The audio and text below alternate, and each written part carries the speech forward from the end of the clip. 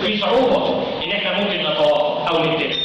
ورغم كده وبعد 3 اشهر من الجهد والعمل داخل اللجنه توافقنا واخرجنا هذه الوثيقه الدستوريه. هنا في حاجتين، في رسالتين لحضراتكم كشعب مصر. الاولى انه الناس ما تتخضش من الخلافات طالما سقفها هو الصالح العام.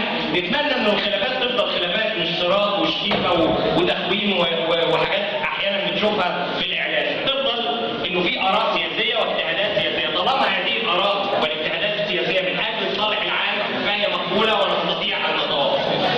الحاجه الثانيه انك ما تخافش من اي اتجاه حزبي طالما ليس لديه اجنده سريه ولا تنظيم سري ولا بيشتغل لصالح الجماعه او العشيره او القبيله.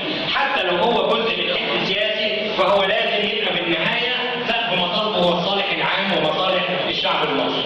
وده يمكن الفرق بين لجنه ال50 اللي رغم الصعوبات والخلافات والتباينات والشد والجذب انما في النهايه مفيش حد انسحب، على عكس اللجنه السابقه اللي تقريبا فضل انصار الجماعه وحلفائها فقط بالنسبه للدستور انسحب